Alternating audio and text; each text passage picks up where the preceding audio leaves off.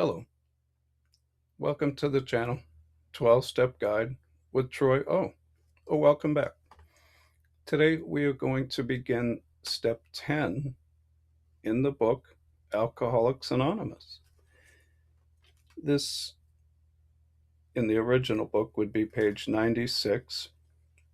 In a newer version, it might be page 84. The chapter Into Action, and it begins just after the 9th step, Promises. Before we begin, though, what is step 10? Continued to take personal inventory, and when we were wrong, promptly admitted it. I'd seen that up on the wall in the meeting plenty of times, as have many others. Let's take a minute to break down what's being said here. Continued. An ongoing process, something we have already begun. To take personal inventory. Well, that's step 4. We began our personal inventory in step 4. So we're continuing a step 4 process, but it's changed. We're not making our list top to bottom now. We're not all sensitive and stuff like that. Now we're dealing with something. If it comes up, you deal with it across. So continue to take personal inventory. And when we were wrong, well, that's step 8. And we know step 8 is begun in step 4. We promptly admitted it. Well, that's step 9. After I'm done with the reading today, I'm going to read out of the 12-step guide that I wrote in 98.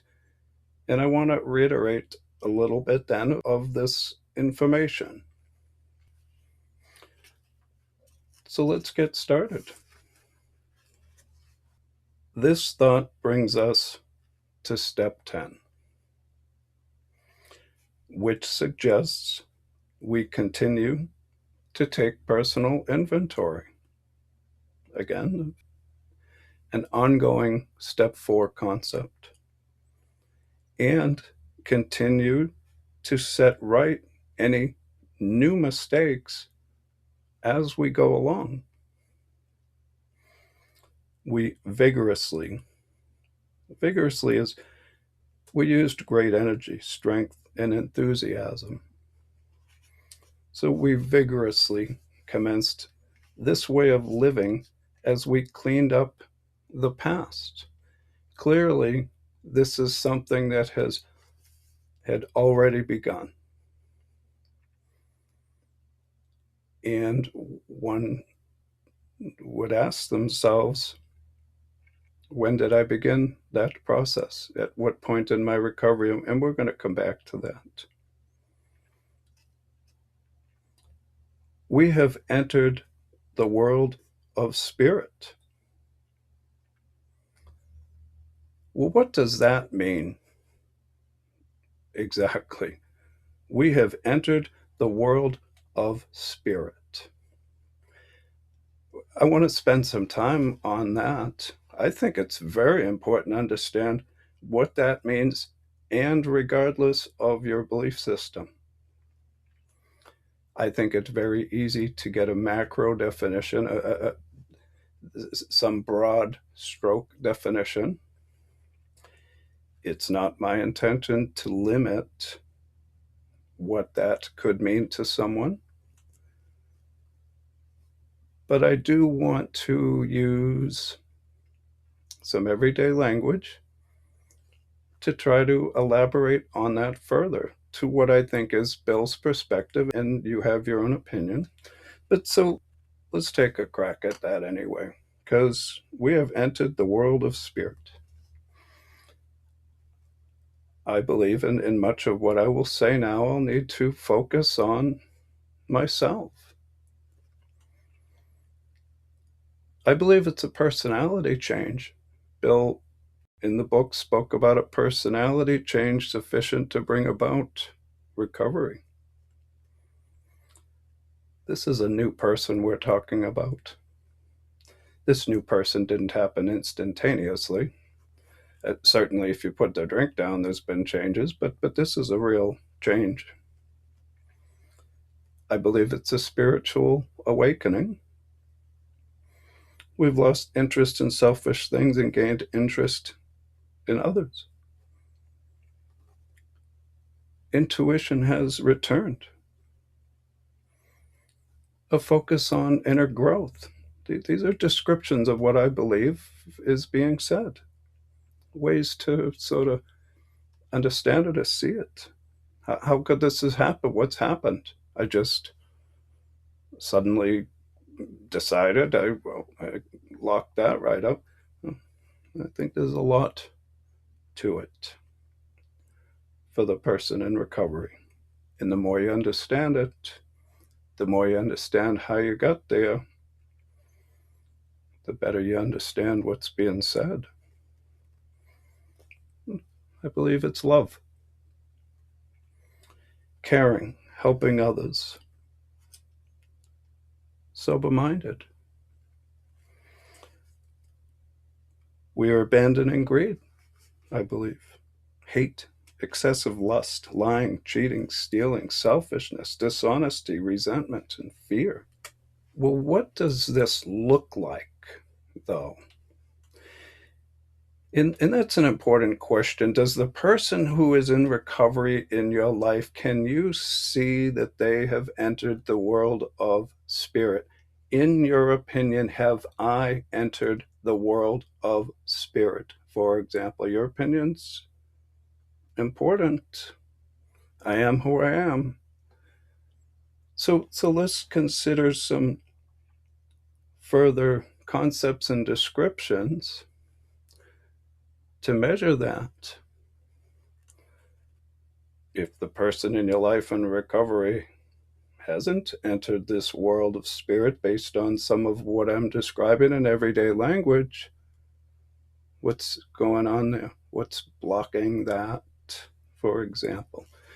So what I want to do is we're going to go back to step 9 and pick this over a little bit using me as an example of what it looks like, because that's the question. Now I'm changing the question. So we have entered the world of spirit, but what does that look like to the people in your life? So first, let me suggest what it isn't, or at least for me. I haven't become perfect. It's not that I don't make mistakes. I certainly do. It doesn't mean I can drink in safety. And in all honesty, alcohol took so much from me in my life. Why would I even want to? I'm not pure and innocent suddenly. But measurably, well, let's consider some things. Do I come across to you as knowing a new freedom and new happiness? Now, I've been sober a long time. You've heard some of my story, enough of it to compare it to when I was drinking.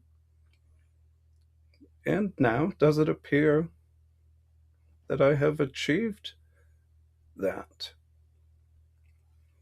Does it appear that I don't regret the past, no wish to shut the door on it? Hey, look at this stuff I don't like thinking about. I mean, the clearer minded I get, the more I realize what kind of a piece of shit that I was. However, I'm not hiding that from anyone. I'm using appropriate information to convey a message. And if somebody I was working with needed more detailed information, that past might be very handy to help someone else, because you come into the program after doing a lot of funky things. It's nice to know you're not alone, in this step 10, no matter what 12-step program you're in, these are easy things to measure about changing oneself. Do I appear to comprehend the word serenity and to know peace? I hope so. To you, I hope so. I believe that I have achieved these things. No matter how far down the scale we've gone, I went pretty far down the scale. We'll see how our experience can benefit others. Can you see today how my experience might be benefiting others? I truly hope so. Something's missing in translation if it's not clear, I hope. That feeling of uselessness, do I appear useless to you? Self-pity? These aren't problems for me. I understand there was a time, there was a heavy time, self-pity when I was in my youth. Boy, I rode it like a bicycle. Lose interest in selfish things. I would hope that I don't come across selfish to you, and gain interest in our fellows. Self-seeking has slipped away. I truly understand that just me first and screw everybody else. What a dangerous place to be. Maybe it's an addiction in itself. My attitude and my outlook on life will change. I've had marked changes on how I see others in the world and myself. Again, I've been sober a long time, but we're going to read that this is an ongoing process. Fear of people and economic insecurity. Can you see that in the people, in recovery, in your life? Can you see these other things? That's the question. That's just me. Can you see it? Can you see it in yourself? Can you see it in these people? If not, what's standing in the way? Ask them if you need to. What's the holdup here? We will intuitively know how to handle situations which used to baffle us. Intuition, to have intuition restored, is an incredible thing. The human is an incredible thing. When we're not tearing it up and distorting it, I intuitively knew where to find the next drink.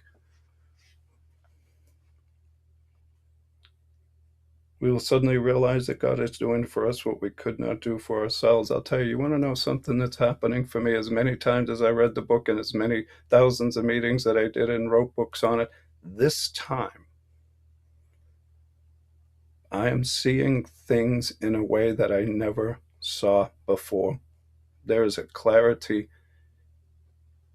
that's being trapped in these videos. I'm telling you, in ways that I never saw that before. And if I didn't see it, maybe others haven't. Maybe God's helping me out this time. So now we're going to come back to the reading. We're not done defining that, but the next sentence, so we have entered the world of spirit. Our next function is to grow in understanding and effectiveness.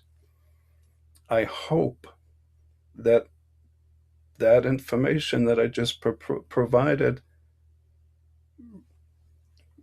that Bill spoke about, has helped you to understand what that means. And the better you understand it, the more effective you can be and the more willing you are. If you're not willing to do those things, number one, maybe an addiction is standing in the way. Maybe hate and greed or racism or whatever drives you, whatever's driving the problems, the freer you are of those things. So only you can decide what your step one is, what's standing in the way. So I'm just going to come back slightly. So we have entered the world of spirit. Our next function is to grow in understanding and effectiveness. So to grow, this is a continuing process. This is not an overnight matter. Again, I've been sober a long time, and this is still working for me. This is still a guiding light. This is a daily step for me. It should continue for our lifetime. I understand that. Continue to watch for selfishness, dishonesty, resentment, and fear. When these crop up, we ask God at once to remove them. There's some communication within us to acknowledge these things, some power to acknowledge these things and stop them, remove them, because they're dangerous for us. The alternative is could be very painful. We discuss them with someone immediately and make amends quickly if we have harmed anyone. So that's step 5. We discuss it with someone else, a sponsor. You got a little problem, discuss it, talk it out. Stuff happens on a daily basis. So got something wrong? Well, make it right. Then we resolutely, that's with purpose, turn our thoughts to someone we can help. So that's step 12. So we make some mistakes, and then we try and help someone else. The spirit of giving. Love and tolerance of others is our code. It's not hate and distortion. And so some more understanding about what it looks like and feels like to have entered the world of spirit for the alcoholic. And we have ceased fighting anything or anyone, even alcohol. For by this time, sanity will have returned. Can you see the sanity has returned for the person in recovery in your life? Do you feel sanity has returned? That's an important one. That's step 2, talks about that. Sanity will return. There's a process for that to happen, and we're evolving in that process. We will seldom, that's rarely, be interested in liquor. In my case, I'm never interested in it. I haven't been for a very, very long time. And for me, God has done for me what I couldn't do for myself in that area. I worked hard for it. I earned it. But if it did crop up, if tempted, we recoil from it as from a hot flame. We react sanely and normally, and we'll find that this has happened automatically. What's he saying there? We restored our natural instinct. In our case, if you're touching a hot stove, you're going to pull it away. For me, alcohol's a hot stove. I pull it away. In my case, I developed a new instinct. And what do I mean by that? Look, at from when I was 3 years old, the only thing I ever knew was drink it till you fall down and then crawl. So by the time I was in my teens, I had had had quite a history already of drinking. When I put the drink down, there was no instinct to recoil. That was something that I truly had to develop. Now, for others, that's not the case. I'm just sharing an example of an instinct and how an instinct might be restored or reset. I certainly understand it now. We see that our new attitude towards liquor has been given us without any thought or effort on our part. It just comes. We do the right things and the right thing happens. You set in motion clean and clear step one. You identify the problem and you work towards a solution. And it's amazing what can happen. That is the miracle of it. We are not fighting it, neither are we avoiding temptation, that dry, drunk, restless, irritable discontent. It's not the case. We feel as though we had been placed in a position of neutrality. So to be in neutral, the car is in neutral, for example, safe and protected. We're just at a neutral place. We're not fighting it. It's not a problem for us. We have not even sworn off. Instead, the problem has been removed. It does not exist for us. We are neither cocky nor are we afraid. That is our experience. That is how we react so long as we keep in fit spiritual condition. So there is some exceptions here. There's some work that entering the world of the spirit, keeping our house clean, will keep us sober. Did you relapse at some point? What happened there? I'd said it before too many times. Long-term relapses come back in. I'll stay on step one. Stay on step one. What happened there? Step 4 can help you understand that. Change your life.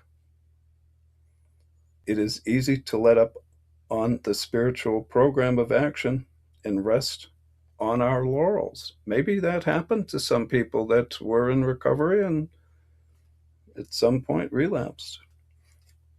We're headed for trouble if we do, for alcohol is a subtle foe. That's sneaky, hidden danger revealed after the fact. We are not cured of alcoholism. I can't drink in safety. It wasn't my goal. It beat the shit out of me, and I understood that it was just always going to happen that way. And again, at some point, it took so much from me. What did it? It's just not that important.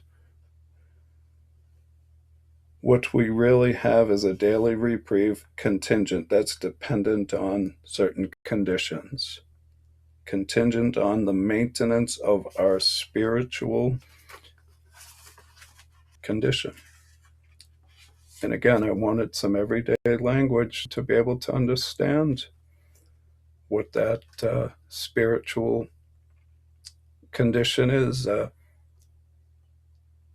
Somehow being separated from those from greed, for example. If we can separate ourselves from greed and from selfishness, we aren't driven by those things. We're not craving certain things. If we can separate ourselves from the cravings, but more than that, what's causing these cravings? What's the drivers? Because maybe there's a way to, as history evolves, to be able to treat one piece of it, but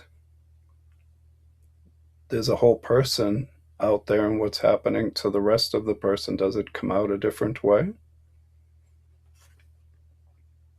Every day is a day when we must carry the vision of God's will into all of our activities.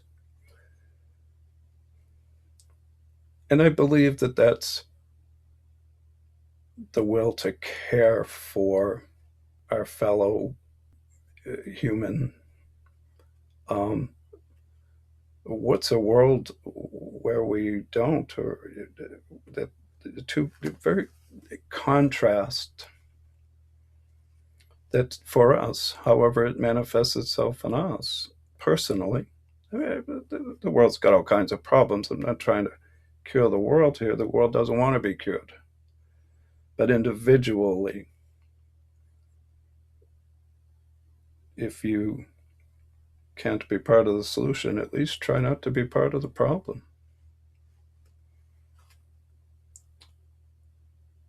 How can I best serve thee? Thy will, not mine, be done. These are thoughts which must go with us constantly. We can exercise our willpower along this line all we wish.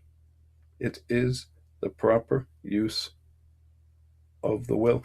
And so how might that show up? Because the downside of that is guilt, frustration, fear, anger in excess, damage to others, and maybe back to drinking, right? All these things that lead out of control. So whatever it is, however it is for you, that leads to those promises to a better way of life for you and around you. And the better you are, the better the people around you are going to be. Go treat everybody nasty, and then, well, shit rolls downhill. And for example, much has already been said about receiving strength, inspiration, and direction from Him who has all knowledge and power. If we have carefully followed directions, the 12 steps to recovery, we have begun to sense the flow of His Spirit into us. At very minimum, intuition. There is a power, there's a clarity, there's gifts available to us when we tune into that radio station. We're not all distorted and static. It's amazing as you learn about yourself, the freedom. To some extent, we have become God conscious. We have begun to develop this vital sixth sense. It's an instinct, this sixth sense, this intuition, this way to a different way to understand, to hear, to see. It's subtle and it's not easily described, and it's not available to everyone because it really requires the noise to be turned down, a special way of life. But we must go further, and that means more action. So that completes step 10 in the Alcoholics Anonymous big book. I'm going to now, for those that are interested, read out of the step book that I wrote in 98, just to cover some of this in a little bit of a different way. And it's a challenge describing some of the pieces that I'm attempting to describe. The sixth sense, for example, and intuition. It's not walking around with it every moment, seeing around corners. It comes when it needs to. So in 98, I wrote a 12-step guide, and so this is out of the HS material. It wasn't the original title. I was in the middle of changing it when back in the earlier, I get into it. It's no longer in print, but anyway, full circle. Step 10, a daily step, Again, this is out of the HS material. We've completed the Alcoholics Anonymous material, but I want to state some of this that I believe applies, or say it a different way, and see if it's helpful to you. So continued to take personal inventory, and when we were wrong, promptly admitted it. This step is about taking the time to evaluate our thoughts, attitudes, and actions on a daily basis. This is fairly short. We are seeking a personality change sufficient to bring about recovery from addiction and harmful addictive behaviors. Each day counts if we want continuous sobriety and peace of mind. And sobriety is going to be dependent on what step one. It may be mental sobriety, it may be sobriety from smoking, from drinking, drugs, a multitude of things. It's important that we do this step each day, starting with today.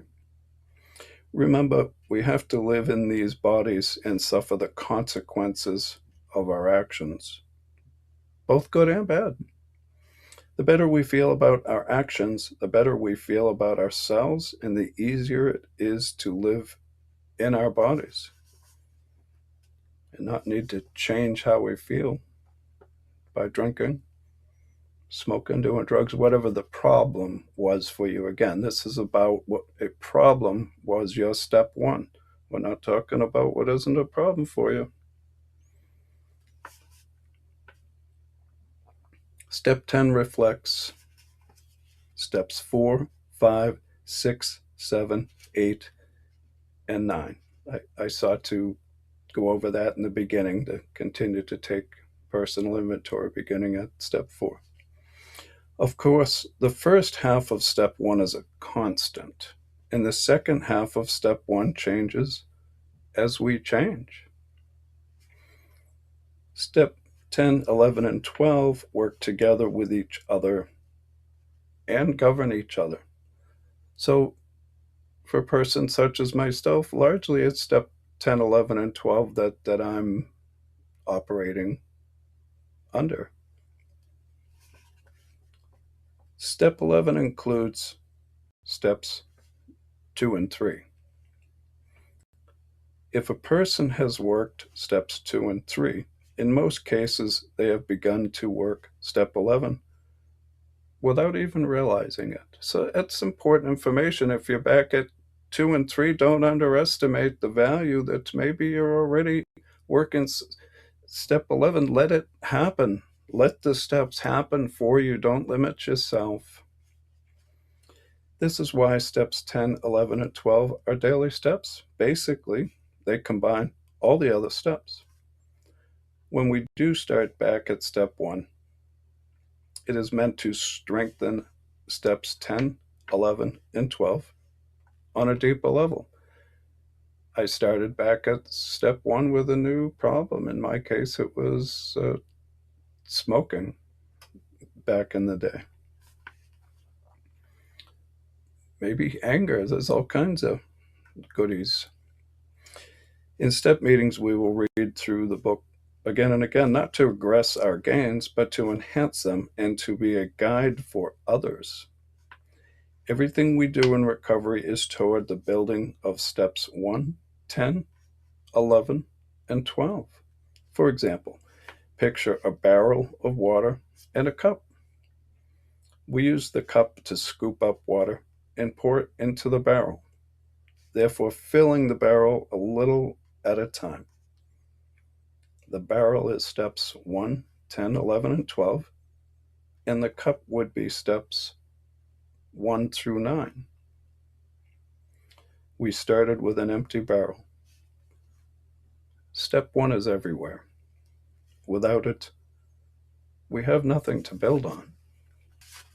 Now I'm going to break down the step 10 into, for the longer term recovered, this type of information can be helpful. In step 10, we're going to look at 3 different types of inventories.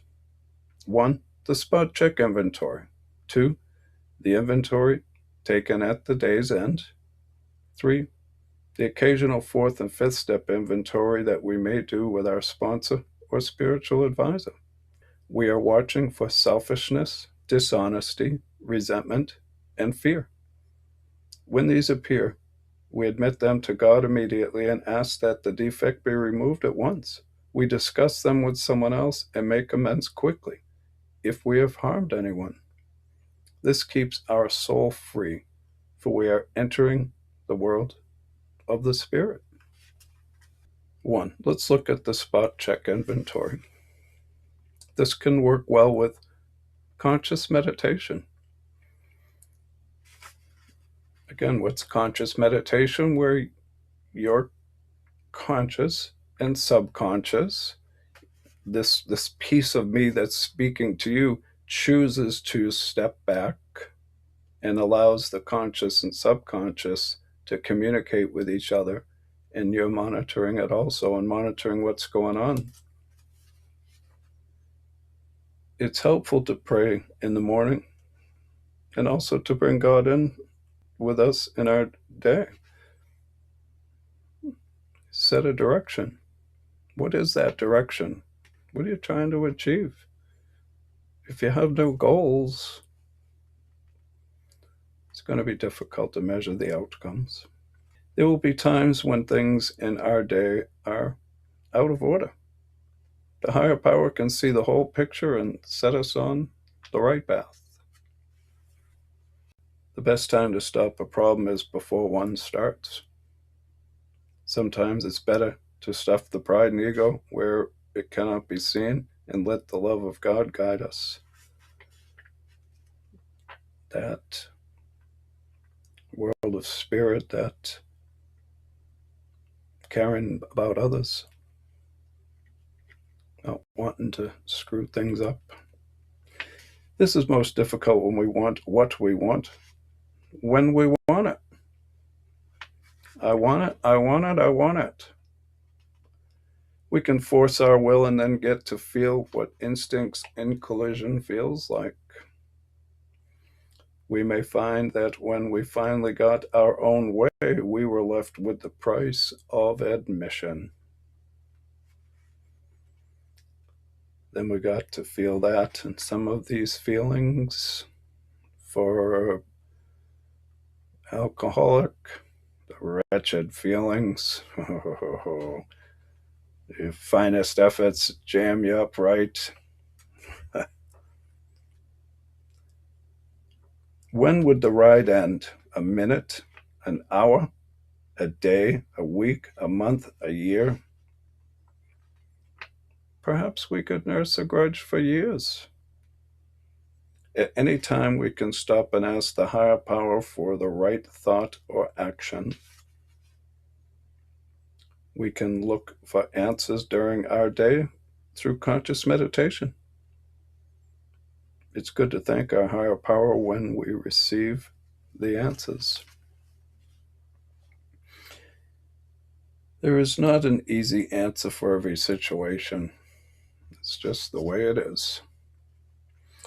If we are willing to look at our own behavior and include God in our daily activities, certainly including some higher model to continue to seek to achieve. There's many descriptions. I'm not trying to limit them, but I am trying to use an everyday language so that one can get a basic understanding of this model, and this model can be very powerful. Again, I'm not limiting. My relationship was strong forever. I don't know why. It showed up again and again. Someone else might not quite understand that and need to see a different, more everyday language version as a model to strive for.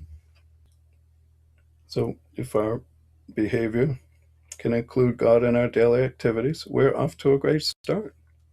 With practice, our sixth sense will become our best friend.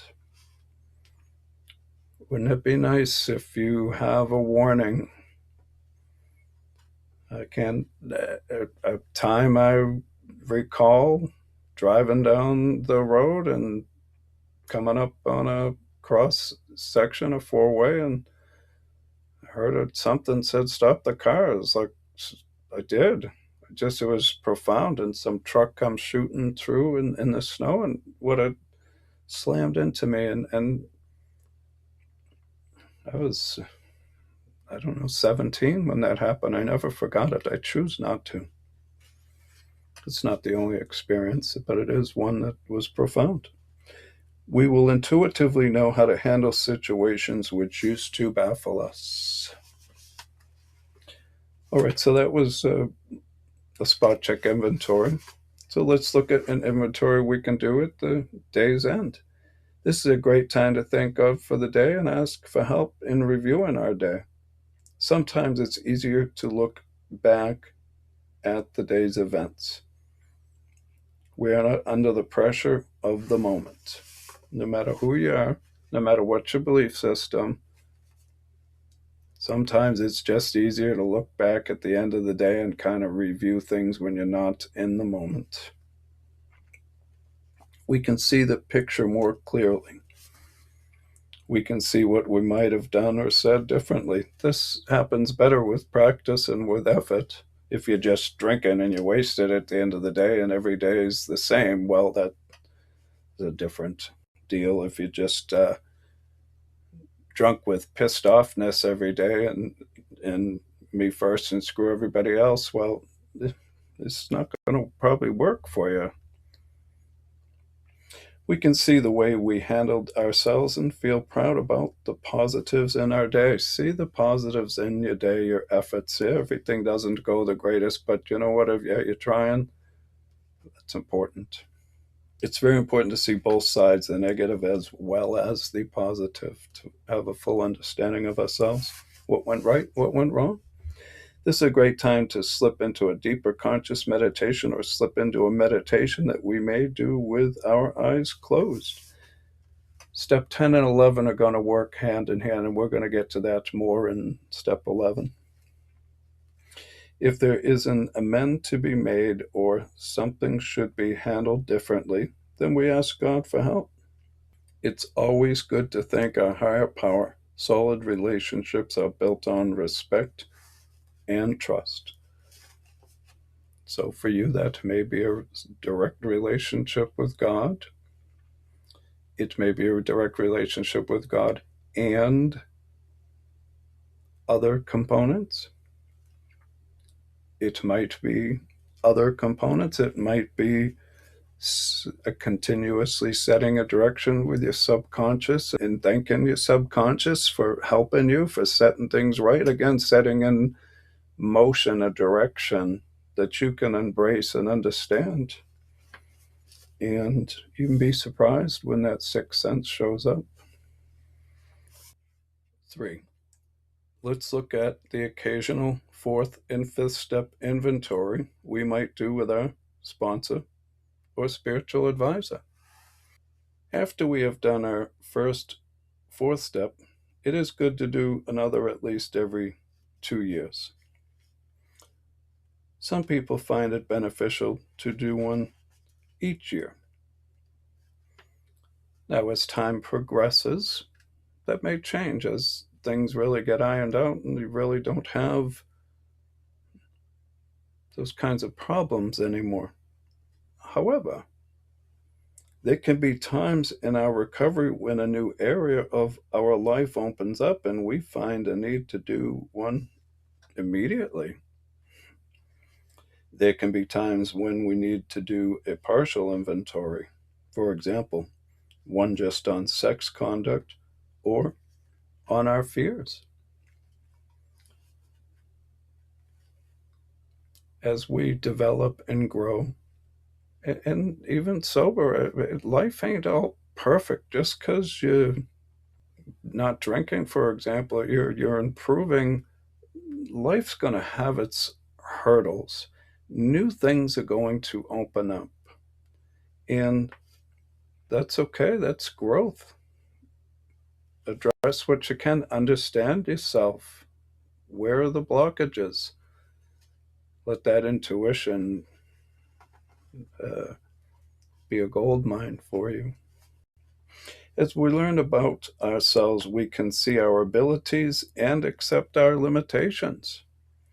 If I don't take on what I know I can't achieve, I've really saved myself a lot of hassles. However, if I don't take on what I can achieve, I've cost myself a lot. Hopefully, the first time you do an inventory isn't 2 years out. Hopefully, with this information, you are encouraged to get started with that now. We can set realistic boundaries. We are in touch with a force that can steer us to safety, and that force can be described in a variety of ways. The 12-step meetings, people in our life, our intuition, setting in motion our own conscious and subconscious goals and understanding. Certainly, the higher power or God as we understand them. You may also have access to other areas, the church, potentially a minister, a nun, spiritual groups, or you may attend certain activities that embrace concepts that are consistent with what we're talking about. Again, I don't want to limit it, but I don't want to not include the individual that might be struggling. Very difficult to understand. A lot of newcomers feel abandoned, and we don't want to miss anyone. My God doesn't want to miss anyone.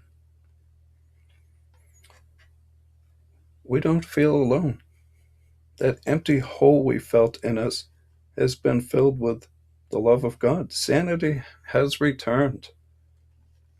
So long as we stay on the road named humility, that clear recognition or realistic outlook of who and what we really are, followed by the sincere attempt to become what we could be, we remain in fit spiritual condition.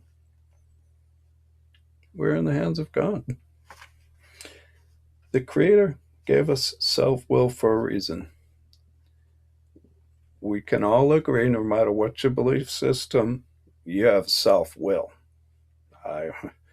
I would hope that we all can, anybody that's got the ability to think for themselves anyway, has self-will.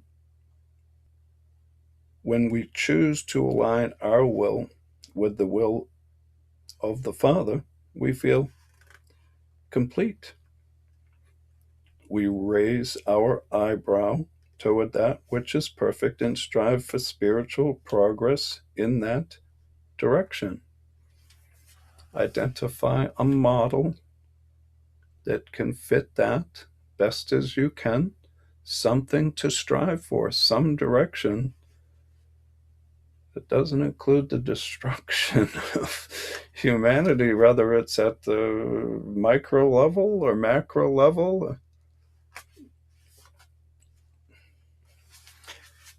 I hope that was helpful. From here, we're going to go on to the step book and Alcoholics Anonymous.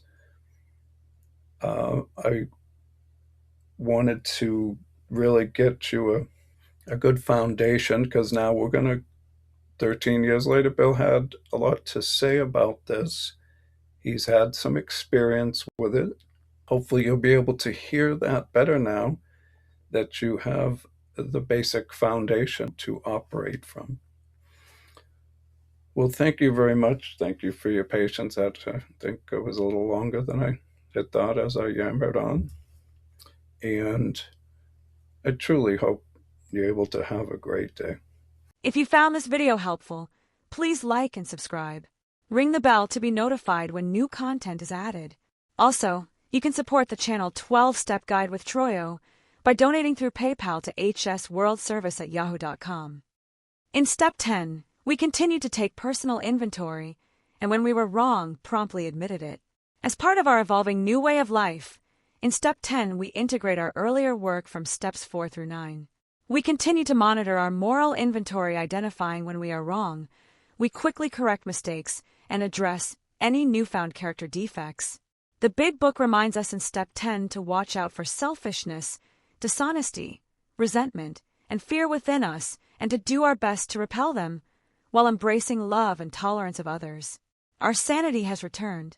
In this step, we are also encouraged to work with others to enhance the process.